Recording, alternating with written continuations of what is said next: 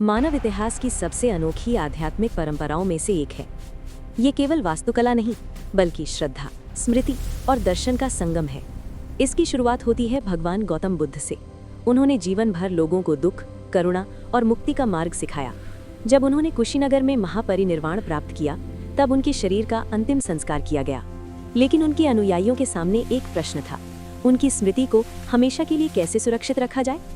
उनकी पवित्र अस्थियां बची थीं। इन्हें 8 अलग अलग राज्यों में बांट दिया गया। हर राज्य चाहता था बुद्ध की स्मृति उसके क्षेत्र में बनी रहे, इसलिए उन अवशेषों को मिट्टी या ईंट के गोल ढेर के नीचे सुरक्षित रखा गया। यही ढेर आगे चलकर स्तूप कहलाए। सबसे प्रारंभिक स्तूप साधारण मिट्टी के टीले थे, लेकिन समय के साथ उनकी वास्तुकला विकसित हुई। अर्धगोल गुंबद, हर्मिका, यष्टि, छत्रावली। ये केवल निर्माण नहीं था, ये ब्रह्मांड और जीवन का प्रतीकात्मक मॉडल था। बौद्ध स्तूपों का सबसे बड़ा विस्तार हुआ सम्राट अशोक के समय।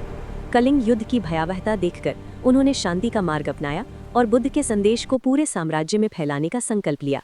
सैकड़ों बड़े स्तूप, हजारों छोटे स्तूप, पूरा साम्राज्य एक आध्यात्मिक मानचित्र बन गया। आज भी उनके प्रमाण खड़े हैं: सांची, सारनाथ, बोधगया, कुशीनगर।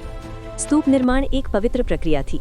भूमि शुद्धिकरण, पवित्र अवशेष स्थापना, मिट्टी का टीला, पत्थर की परत, वेदिका और तोरण। स्तूप एक दिन में नहीं बने, वे सदियों में विकसित हुए। हजारों मजदूर, कारीगर, हाथियों से पत्थर ढुलाई। ये केवल निर्माण नहीं, एक सामूहिक आध्यात्मिक प्रयास था। स्तूप के अंदर प्रवेश नहीं किया जाता, भक्त केवल परिक्रमा करते, ध्यान करते, श्रद्धा व्यक्त करते। समय के साथ कई स्तूप मिट्टी में दब गए, लेकिन पुरातत्व खुदाइयों ने उन्हें फिर दुनिया के सामने ला खड़ा किया। बौद्ध स्तूप केवल पत्थर नहीं है, वे करुणा, स्मृति और शांति के जीवित प्रतीक हैं। जब तक स्तूप खड़े हैं, बुद्ध का संदेश जीवित है।